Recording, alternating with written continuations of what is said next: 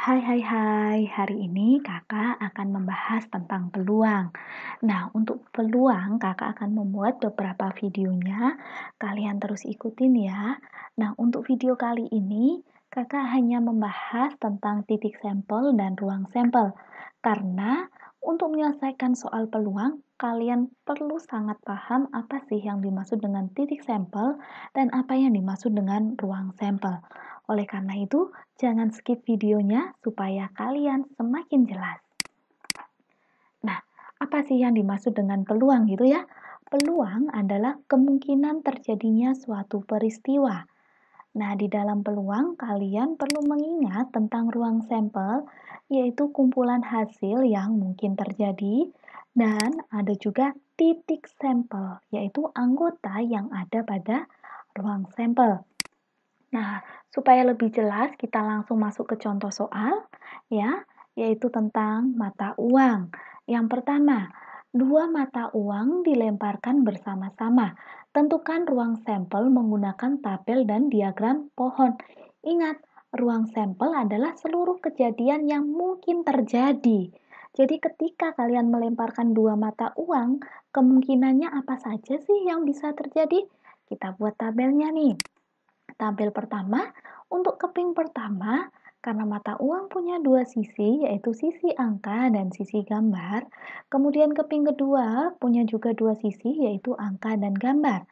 Maka kemungkinan yang terjadi bila dua mata uang dilemparkan secara bersama-sama, keping pertama menunjukkan angka, keping kedua menunjukkan angka. Atau keping pertama menunjukkan gambar, keping kedua menunjukkan angka, atau keping pertama menunjukkan angka dan keping kedua menunjukkan gambar, atau bahkan keping pertama dan keping kedua menunjukkan gambar. Jadi ini adalah seluruh kemungkinan yang akan terjadi bila kalian melemparkan dua mata uang secara bersama-sama. Nah, ini cara menentukan dengan tabel. Bagaimana dengan diagram pohon? Dengan diagram pohon, kita tulis terlebih dahulu untuk koin pertama terdiri dari sisi angka dan gambar. Kemudian untuk koin kedua kita cabangkan ya, setiap masing-masing ini kita buat lagi dua sisi, yaitu angka dan gambar, angka dan gambar. Nah, coba kita buat dulu ya. Hasilnya adalah angka-angka. Ini kita satu persatu. Kemudian angka gambar. Selanjutnya ada gambar angka dan gambar-gambar. Nah, ini caranya sama saja. Bisa menggunakan tabel, bisa menggunakan diagram pohon. Terserah menurut kalian mana yang lebih mudah. Nah, rumusnya untuk menentukan jumlah ruang sampelnya, ya, bila kita hitung manual, jumlah ruang sampelnya ada 1, 2, 3, 4, gitu ya. Kalau menggunakan diagram pohon, 1, 2, 3, 4. Jadi ada 4 ruang sampelnya gitu ya, jumlah ruang sampelnya ada 4. Tetapi kita bisa juga menggunakan rumus. Caranya, karena mata uang memiliki dua sisi, maka caranya 2 pangkat N, di mana N itu adalah jumlah koin yang dilempar. Karena di soal jumlah koinnya adalah 2, maka jumlah ruang sampelnya adalah 2 pangkat 2 sama dengan 4, gitu ya. Nah, kalian tentunya lebih paham bukan bagaimana menentukan ruang sampel dan menentukan jumlah ruang sampel pada koin. Selanjutnya, bila 3 mata uang dilemparkan bersama-sama, tentukan ruang sampel menggunakan tabel dan diagram pohon. Nah, ini ada 3 nih, lebih banyak lagi nih. Untuk tabelnya ada sebagai berikut. Untuk keping pertama ada dua sisi ya, angka dan gambar. Kemudian untuk keping kedua ya, ada kemungkinannya ya, 2 dan 3 ini kemungkinannya bisa angka dan angka dengan gambar, gambar dengan angka, dan gambar dengan gambar. Maka bila 3 mata uang dilemparkan bersama-sama, kemungkinan seluruh kejadian yang bisa terjadi adalah keping pertama menunjukkan angka, keping kedua dan ketiga juga angka. Atau keping pertama angka, keping kedua angka, keping ketiga gambar. Atau keping pertamanya angka, keping kedua gambar, keping ketiga angka. Atau bisa jadi keping pertamanya angka, keping kedua dan ketiganya gambar. Dan bila keping pertamanya gambar, keping kedua dan keping ketiga bisa juga angka, gambar angka, angka. Atau bisa gambar, angka, gambar, gambar, gambar, angka, dan ketiganya adalah gambar. Nah, bagaimana bila menentukan dengan diagram pohon? Koin pertama adalah angka dan gambar. Kemudian kita buat koin keduanya, kita cabangkan ya. Setiap sisi kita cabangkan menjadi dua sisi lagi, yaitu angka dan gambar, angka dan gambar. Kemudian kita cabangkan lagi nih setiap sisinya untuk menjadi dua sisi, yaitu angka gambar, angka gambar, angka gambar, angka gambar. Ini untuk koin ketiga. Nah, maka kemungkinan yang terjadi adalah, coba kita lihat ya, kita telusuri satu-satu. Angka, angka, angka, angka, angka gambar, angka, gambar, angka, angka, gambar, gambar, gambar, angka, angka, gambar, angka, gambar, gambar, gambar, angka, dan ketiganya adalah gambar. Nah, ini caranya sama aja ya, dari tabel maupun diagram pohon.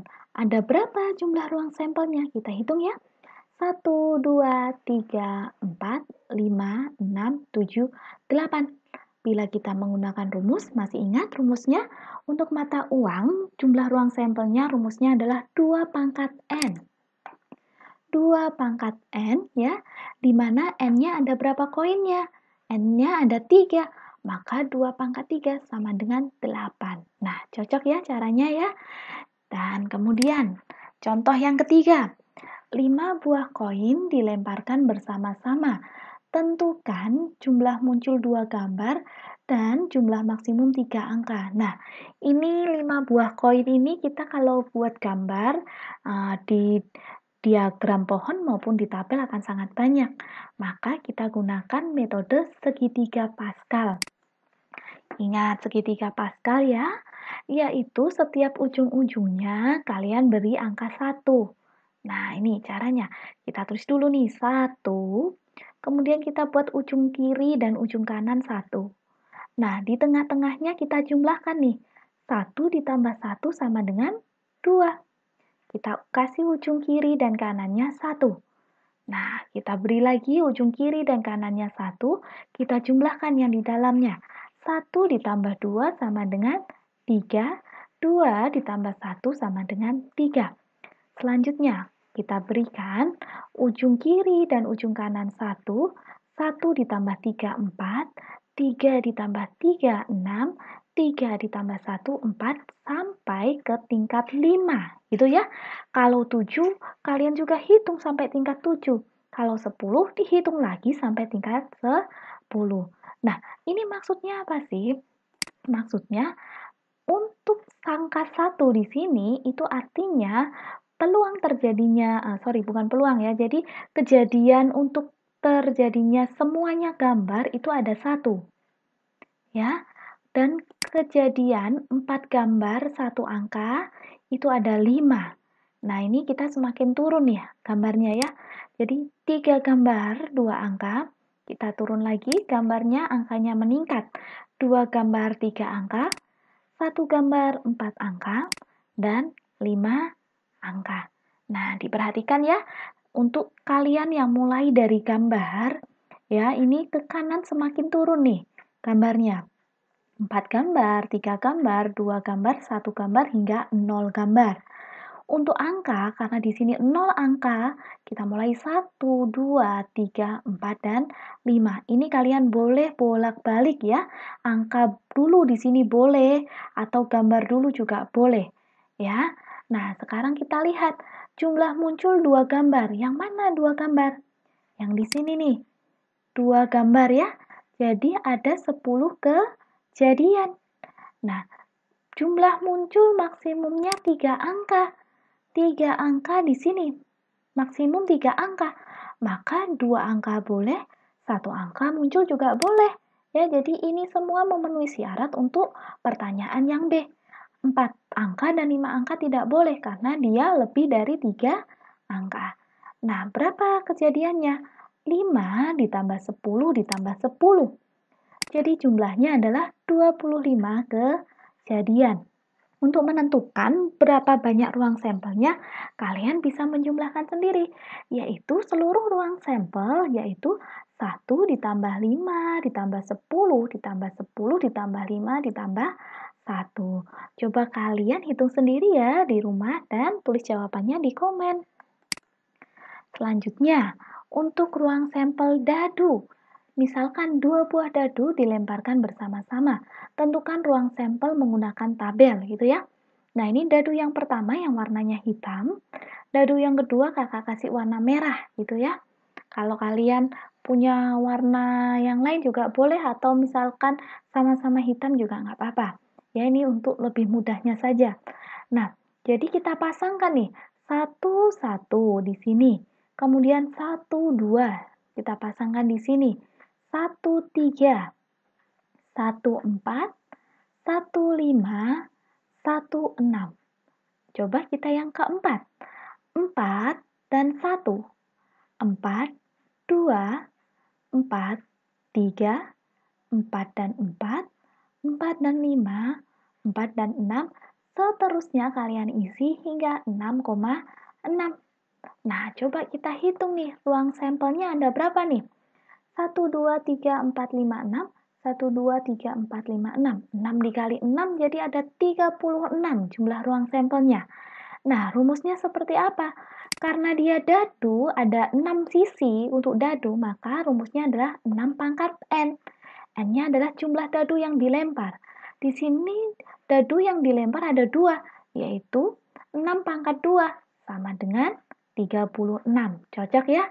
Nah, tentunya kalian sudah memahami bagaimana mencari ruang sampel untuk koin dan dadu. Selanjutnya, bagaimana bila 2 buah dadu dan 5 koin dilempar bersama-sama? Tentukan jumlah ruang sampelnya. Nah, kita gunakan rumus saja supaya lebih mudah ya. Jadi kalau digambar pasti ini banyak sekali. Coba, 2 buah dadu, maka N dadu, ini ya, dadunya kan ada 6 sisi nih. Jadi ada 36 kejadiannya gitu ya. Kemudian 5 koin. Jumlah koinnya ada 5. Jadi 2 pangkat N, karena ini sisi koinnya 2 ya. 2 pangkat 5 sama dengan 32. Maka bila 2 buah dadu dan 5 koin dilempar bersama-sama, caranya adalah 36 dikali 32. Maka akan ada kemungkinan 1152 kejadian. Nah, seperti ini ya caranya. Nah, demikian penjelasan kakak tentang titik sampel dan ruang sampel untuk koin dan dadu. Semoga video ini bermanfaat bagi kalian. Jangan lupa untuk komen, like, subscribe, dan share ke teman-temanmu supaya kamu bisa menjadi jembatan kebaikan juga untuk teman-temanmu. Bye-bye.